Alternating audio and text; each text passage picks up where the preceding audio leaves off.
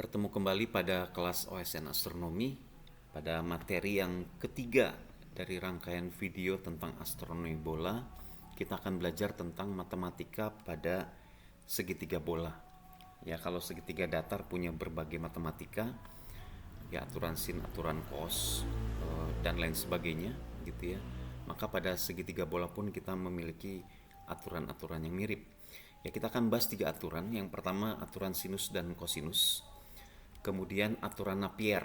Aturan Napier ini berlaku pada segitiga bola kuadrantal dan segitiga bola siku-siku. Kemudian transformasi rumus oleh segitiga bola kutub. Ya, tiga hal ini cukup untuk sebagai bekal menghadapi soal-soal OSN astronomi. Kita akan bahas yang pertama, aturan sinus dan kosinus.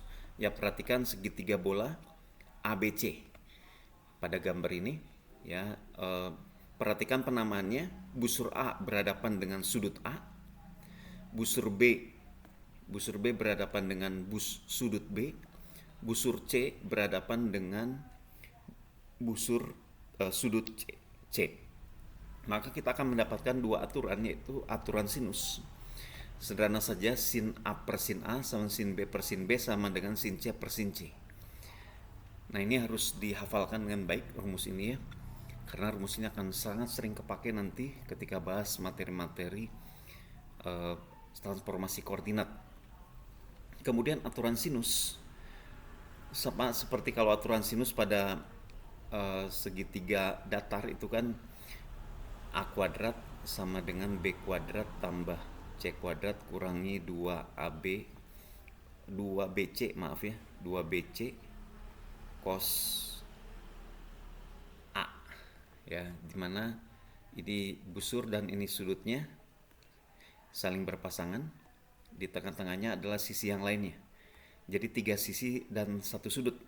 Maka kalau aturan kosinus pada segitiga bola juga sama.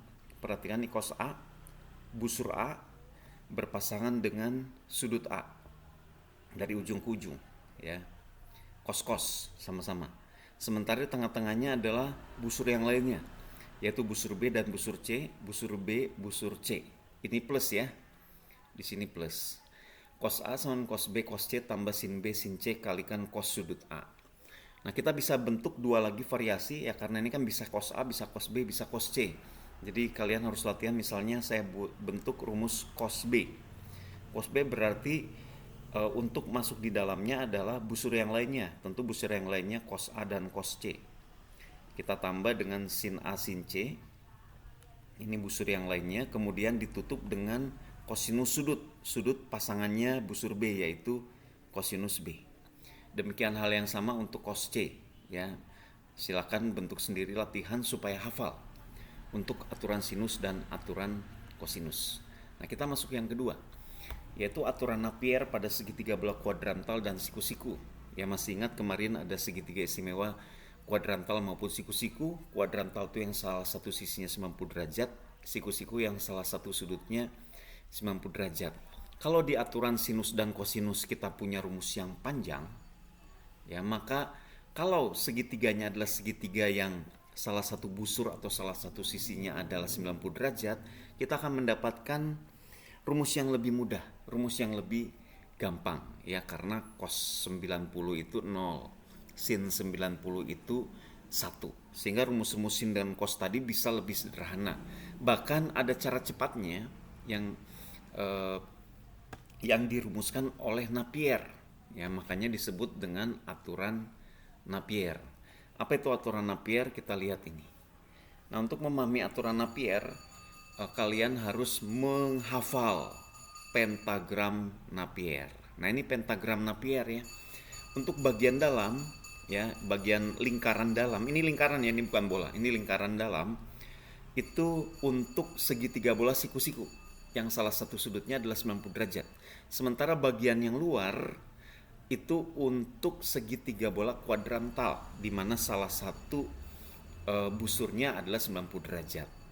Nah, kita akan pahami ya, ini beberapa definisi, ada 3 definisi, yaitu tengah, kemudian bersebelahan, atau berhadapan.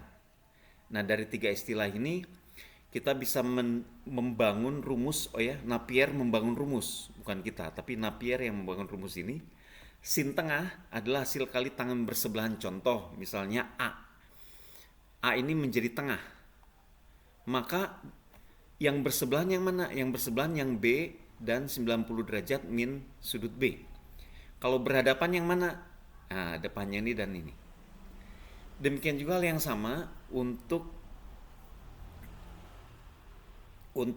bagian luar ya. Misalnya ini menjadi pusatnya atau ini menjadi tengahnya. Maka sebelah-sebelahnya ini. Hadapannya yang mana? Ini dan ini. Maaf ya. Yang berhadapannya adalah yang A dan yang B. Nah ini pentagram Napier. Ya, jadi ingat untuk segitiga bola siku-siku, sudut siku-sikunya kasih nama C. Sudut C. Jadi di bagian dalam yang untuk segitiga siku-siku tidak ada sudut C. Adanya busur C. Karena sudut C-nya 90 derajat.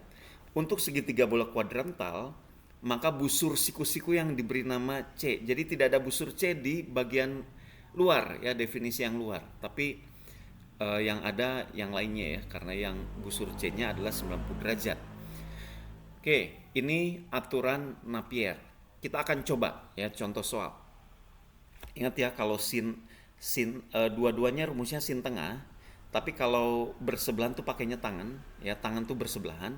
Kalau kos berhadapan, hasil kali dikali ya. Contoh, ini contoh supaya ngerti.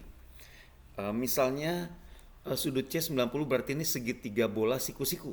Ya ini adalah bagian siku-siku. Kalau siku-siku itu menggunakan bagian dalam, ya maka kalau sin A, saya bisa bangun rumus, saya tulis di sini ya. Sin A, kalau hasil kali tangan itu adalah bersebelahan, berarti sebelahnya adalah ini dan ini. Maka saya bisa dapat tan B kalikan tan 90 min B. Nah, ini bersebelahannya. Ya, tan B, tan 90 min B ini kan secara trigonometri adalah kotangan B. Maka saya dapat bagian yang pertama nih. Kotangan B kalikan tangan B. Itu rumusnya jadi singkat ya. Cuma terdiri dari 3 suku saja. Atau yang berhadapan, hasil kali sin berhadapan, di depannya kan ini dan ini. Itu cos. Jadi sin A bisa juga kita pakai cosinus 90 derajat min A dikalikan cosinus 90 derajat min C. Nah, cos 90 min A adalah sin A. Cos 90 min C adalah sin C. Nah, jadi rumusnya menjadi seperti ini. Ini untuk segitiga bola siku-siku. Kalau contoh yang berikutnya adalah segitiga bola kuadrantal. Ya, kuadrantal. Nah, kita bisa membangun rumusnya lagi.